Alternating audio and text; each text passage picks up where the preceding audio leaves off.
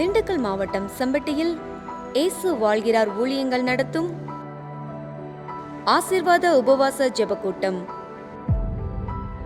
இம்மாத ஜெபக்கூட்டம் ஆகஸ்ட் 9.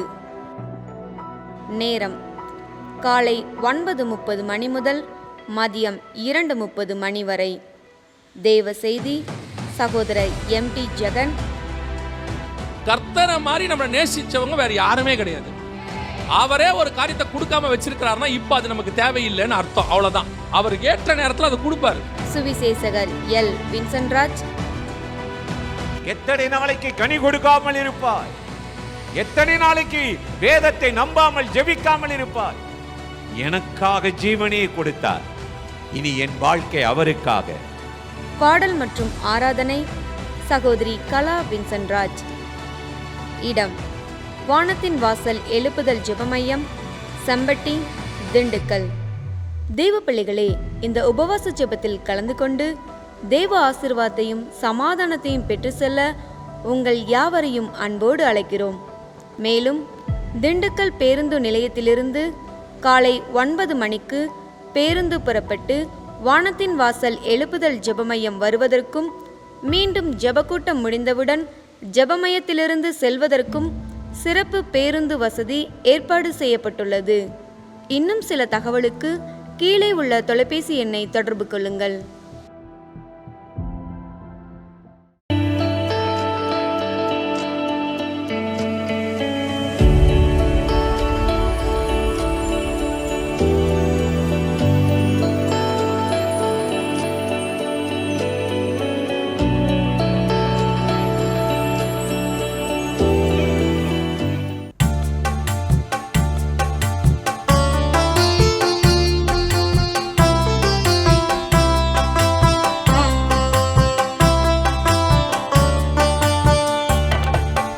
பாதப்படியில் என்னை நான் தாழ்த்துகிறேனே, உன் பாதம் பணிந்து உம்மையே உயர்த்திடுவேனே. உன் பாதப்படியில் என்னை நான் தாழ்த்துகிறேனே, உன் பாதம் பணிந்து உம்மையே உயர்த்திடுவேனே.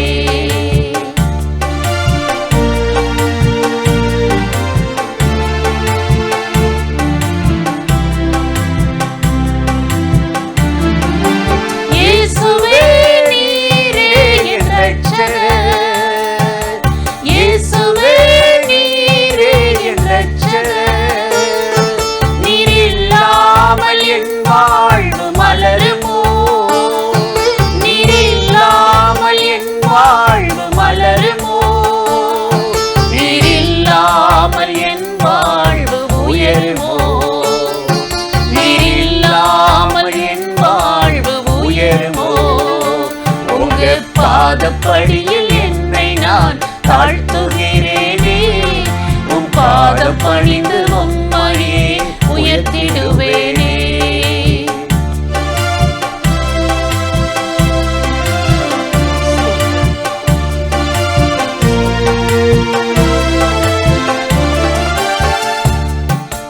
இயேசுவே நீரே என் கன்மலை, இயேசுவே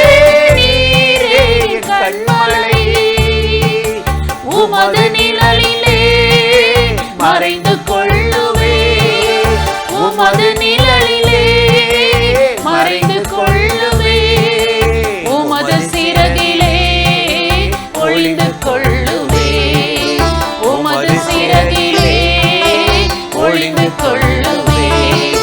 பாதப்படியில் என்னை நான் தாழ்த்துகிறேனே, உன் பாதம் பணிந்து உம்மையே உயர்த்திடுவேனே.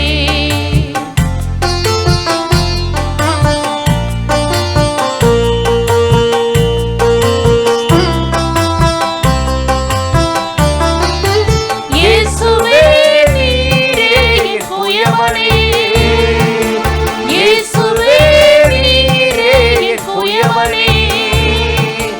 எனது வாழ்வு உமது கையில் வளையுமே, எனது வாழ்வு உமது கையில் வளையுமே. உம்மை போல் என்னை இன்று மாற்றுமே, உம்மை போல் பாதப்படியில் என்னை நான் தாழ்த்துகிறேனே. உம் பாத பணிந்து உம்மையே உயர்த்திடுவேனே.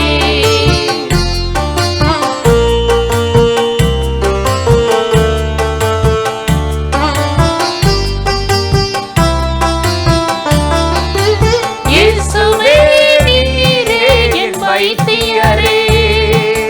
இயேசுவே நீரே என் வைத்தியரே. உமது சுகம் என்னில் இன்று தாருமே. உமது சுகம் என்னில் இன்று தாருமே. உமது கரம் என்னில் இன்று வையுமே.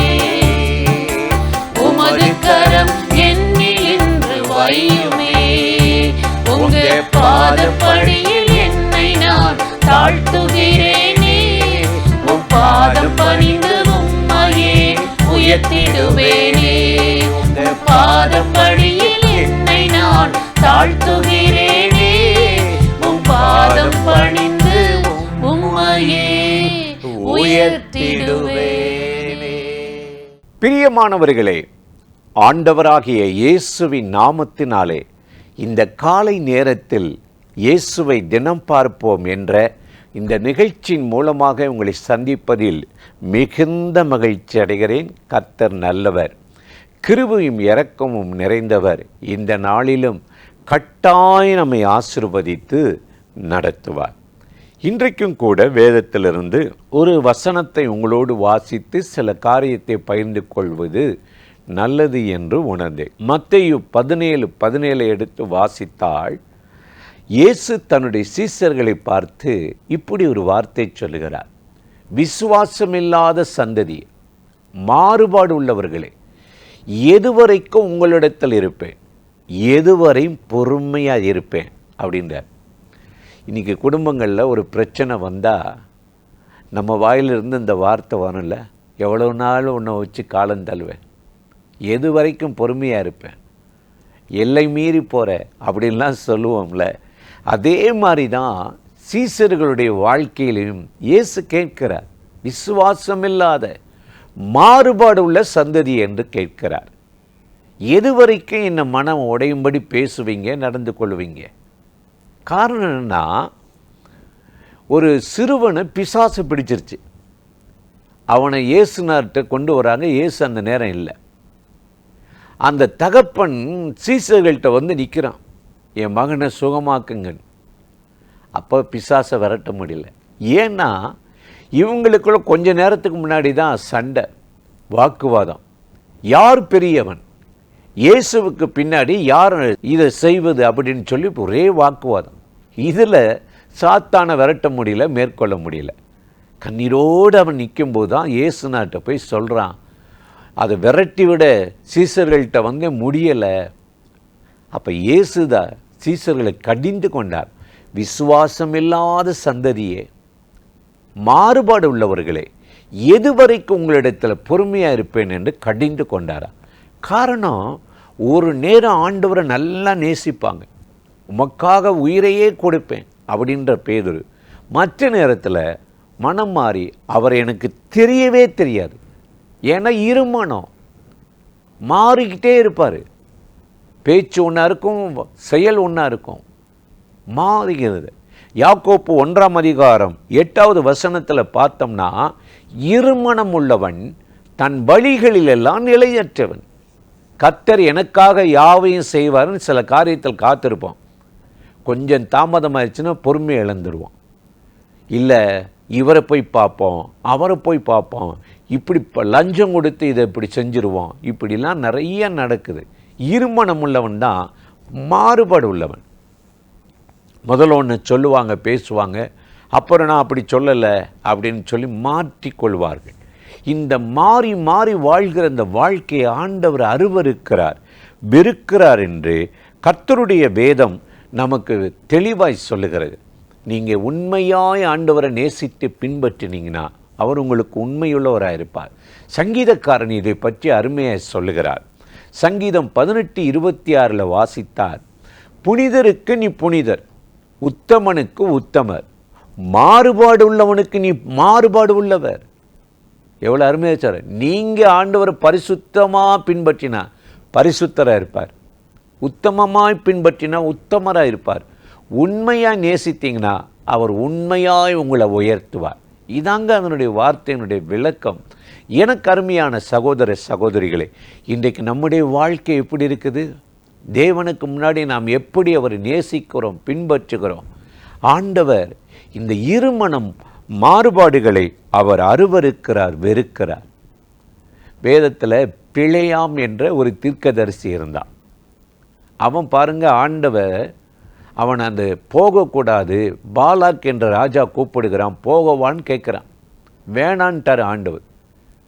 நீ போய் இஸ்ரவேல் ஜனங்களை சபிக்க வேண்டாம், நான் அவர்களை ஆசீர்வதித்திருக்கிறேன் அப்படின்னு சொன்னான். திரும்ப பழியிட்டு, ஆண்டவரே நான் போகவா? திரும்ப திரும்ப திரும்ப ஆண்டவரை நச்சரிக்கிறது. ஆண்டவர் விட்டுட்டார். ஏன்னா அந்த பாலாக் ராஜா பிலேயாமுக்கு ஒரு ஆசை காட்டிட்டான். திராட்சை தோட்டங்களை வாங்குவேன், ஆடு மாடுகளை வாங்குவேன், நான் நிறைய பணம் தர்றேன், வந்து சபிச்சிரு. பண ஆசை யாரை விட்டுச்சு? புறப்பட்டு போகிறான். வழியில் ஒரு கழுதை அவனை சுவரோடு காலை நசிக்கிருச்சு. அப்போ தான் அடிக்கும்போது கர்த்தர் அந்த பிலேயாமின் கண்ணை திறந்தா ஒரு தேவதூதன் நிற்கிறார். அவர் சொல்கிறாரு, உன் வழி எனக்கு மாறுபாடாக இருக்கு, உன்னுடைய கிரியைகள், உன்னுடைய பேச்சு எனக்கு மாறுபாடாக இருக்குதுன்னு சொல்லி அந்த இடத்துல அவனை எச்சரித்து கடிந்து கொண்டார். மரியாதையை வாயை மூடிட்டு திரும்பி போயிட்டான். பார்த்தீங்களா? இதைத்தாங்க ஆண்டவர் இன்றைக்கு வெறுக்கிறார். மாறுபாடுகள், தாறுமாறுகள். ஒரு நேரம் நல்லா ஆண்டவரை நேசித்து பின்பற்றது, மற்ற நேரம் அவரை அசட்டை பண்ணுறது, ஜெபிக்கிறதில்ல, ஊழியம் பண்ணுவதில்லை. இப்படிப்பட்ட பொல்லாங்கு நிறைந்த இந்த உலகத்தில் கர்த்தர் நம்ம உத்தமமாய் உண்மையாய் பின்பற்ற வேண்டும் என்று சொல்லி தான் நம்மிடத்தில் எதிர்பார்க்கிறார், விரும்புகிறார். அதனால தான் பேதுரு அந்த இயேசுவிடத்தில் கடிந்து கொள்ளப்பட்ட அந்த பேதுரு இப்போ பரிசுத்தாவி பெற்ற போது அப்போஸ்தலர் 2:40 சொல்றார், மாறுபாடான இந்த சந்ததியை விட்டு விலகி உங்களை காத்து கொள்ளுங்கள் என்று சொல்லி தன்னை சரிபடுத்தி கொண்டாராம். இன்றைக்கு இந்த காலை நேரத்தில் இந்த நிகழ்ச்சியில் இணைந்து இந்த வார்த்தைகளை கேட்கிற எனக்கு அருமையான சகோதர சகோதரிகளே, தேவனுக்குள் நிலைத்திருங்கள். இருமனமாக இருக்காருங்க, ஒரே மனமாக அவரை பின்பற்றுங்க, முழு மனதோடு முழு ஆத்மாவோடு நேசிங்க. இந்த நாளில் அவர் உங்களை அற்புதமாய் ஆசீர்வதித்து நடத்துவார். அந்த தேவாதி தேவனை நோக்கி நாம் இப்பொழுது ஜெபிக்கலாமா? வாருங்கள் ஜெபிப்போம். அன்பும் இரக்கமும் கிருபையும் நிறைந்த நல்ல ஆண்டவரே, இந்த ஆசீர்வதிக்கப்பட்ட நாளுக்காக, நேரத்துக்காக, கிருபை இரக்கங்களுக்காக உமக்கு நன்றி செலுத்துகிறோம். இப்பொழுது இந்த நேரலை நிகழ்ச்சியில் இந்த காலையில் இந்த வார்த்தைகளை கேட்கிற ஒவ்வொருவர் மேலும் கர்த்தருடைய வல்லமையும் கிருபையும் இறங்கட்டும். தாறுமாறுகளை, இருமனங்களை, மாறுபாடுகளை கர்த்தர் அப்புறப்படுத்தி நிலையான ஒரு ஆசீர்வாதத்தில் நிலைநிறுத்தும்படி கெஞ்சுகிறோம். இந்த நாளிலே உம்முடைய நன்மையும் கிருபையும் உம்முடைய பிள்ளைகளை தொடரட்டும், ஆசீர்வதியும். இயேசுவின் நாமத்தில் வேண்டுகிறோம் எங்கள் உயிருள்ள நல்ல பிதாவே. ஆமேன், ஆமேன்.